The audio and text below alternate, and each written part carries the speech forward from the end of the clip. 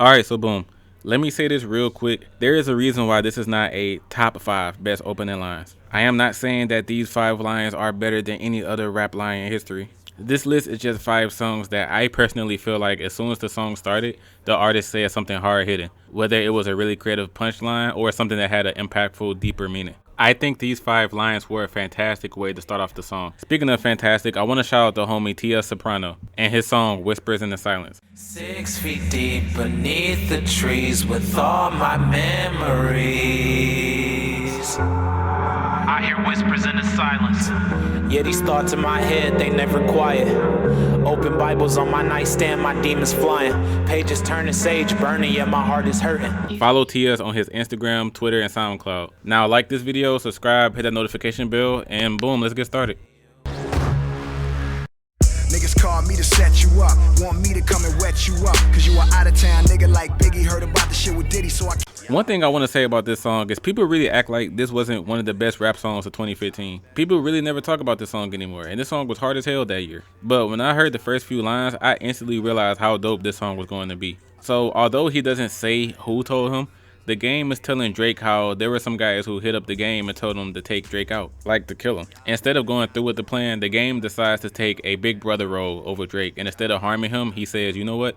I'm about to protect him instead. And in the lines following, he raps, I got a vest for 40, a vest for Hush, a vest for every nigga with an owl on his chest. So not just Drake, the game is willing to protect anybody in OVO. Now that's a dope ass intro to a song. There are a lot of niggas that don't like Drake. There are a lot of people who want his position and his money. And the game personally knows some of these people that wants to hurt Drake. So with this opening line, he's subliminally telling all the guys that want Drake, like, hey, like, get off that bullshit. If you're trying to touch Drake, you'll have to get through me. This song in general is talking about how being famous can really change the way your friends act around you, and it just earns you a lot of enemies. And you need some type of protection from those enemies. So yeah, the game definitely a real one for this one. All I ever ask is keep it 8 more than 92 with me 100. I heard saying they made hoes say, okay, so make another hole. This was one of Jay-Z's best post-hiatus songs. Around the time this song was released, Jay-Z had a lot of issues with his business partners Kareem Burke, Damon Dash, and even his mentor Jaz-O. Jay-Z decided to part ways with them after realizing just they didn't have the same ideas on how to conduct business as Jay did, and he would rather be on his own. Specifically Dame Dash, who was always seeking attention, being flashy by buying a bunch of unnecessary things, and talking out the side of his neck, making slick comments about Jigga. One of those comments specifically being that Jay-Z wouldn't be where he is today if it wasn't for Dame, Kareem, and Jazz. So to start off the song, Jay immediately makes it clear that he's about to speak his mind on certain issues. He sets the tone by saying, it's not a diss song, it's a real song. Like, hey, I'm not talking shit about y'all, this is just really how I feel. And the first few lines of the first verse was, I heard mother saying they made Hove say, okay, so make another Hove. Y'all saying y'all made me who I am, well, since I've distanced myself from y'all nonsense, go ahead, try to make another Jay-Z. This was a great way to start off the verse and address the problems that they all been having. And it perfectly fit the concept of the song and the chorus by saying, y'all done lost something good. Like, sorry that I'm a champion. This line is very iconic and known by many. The Weeknd even used a similar line on his song Sidewalks when he said, Cause too many people think they made me. Well, if they really made me, then replace me. So yeah, like I said, iconic. Lose some to win some. Sorry, I'm a champion. Sorry, I'm a champion. You know what the fuck is wrong with you? When I die, kid, I wanna go to hell. Cause I'm a piece of ish, it ain't hard to tell. This is one of the most chilling and darkest rap lyrics I've ever heard, and the fact that it's the first line of the song is like, damn. Biggie started the song instantly showing you what demons he has inside of him and how those demons have mentally messed him up. Considering the album this was on was called Ready to Die, and the final song is Big expressing why he wants to commit suicide, like dude, everything surrounding the song is so ominous. Biggie has one verse and the song is structured as a phone conversation between Big and P. Diddy. During that phone call, Big just lays everything out on the table about how he knows he screwed over people in his life, i.e. his mother and his baby mama. And he says that if he left the earth right now, then he knows that some people will low-key be happy about it. And then in that ending, call my nigga Cheek, tell him that my will is weak. I'm sick of niggas lying, I'm sick of bitches hawking. Matter of fact, I'm sick of talking. And he pulls the trigger, and all you hear afterwards is Diddy. Hey yo, Big! Hey yo, Big! Hey yo, Big! Hey yo, Big! Hey yo, Big! This is easily one of Biggie's best songs, and it was a dope ending track to his first album. And that opening line just instantly traps you in on the ride through Biggie Smalls' demented mind.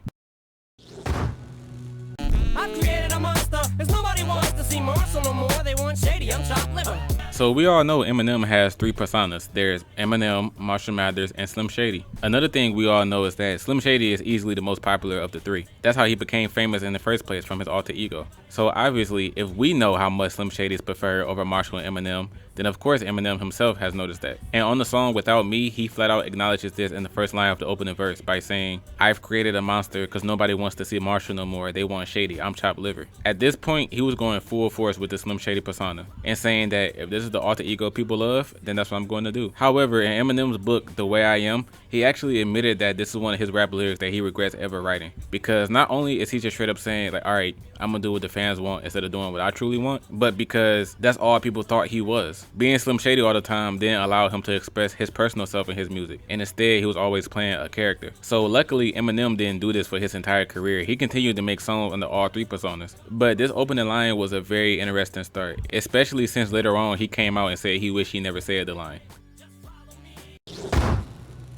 Have mercy on me. These pussy niggas put money on my head. Gone, get your refund, motherfucker. I ain't dead. Now, Many Man is that one track where even all the people who don't really listen to 50 Cent like that will be quick to jump up and say this is one of his best songs. And when it comes to Many Men, I don't even trip that the casual listeners say that, because it really is one of his best songs. Now, 50 Cent being shot 9 times is synonymous with his name. You hear the name, you think about that event. So this one line and the fact that 50 survived the attack makes the line hit so much harder. For you to know that a person paid someone to kill you and you survived the attack and you have the balls to say like, bro, get your money back because I'm still here, like, that's tough. You have to be a soldier to say something like that. 50 Cent was the poster boy of gangsta hip hop in the 2000s, and this song is a great example of why. And whew, don't get me started on that last line of this song.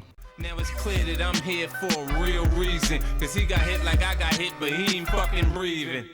I may have to do a best closing lines of hip hop because of that one, because that line is chilling. If you love Many Men, then another 50 Cent song I highly recommend is Life's on the Line. That song is honestly more hype than Many Men, so if you want to hear a song about the same topic but more hype, then please give that song a listen. For those of you who already heard Life's on the Line, you know exactly what song I'm talking about. Murder, I don't believe you, murder. Yeah, that shit is hard.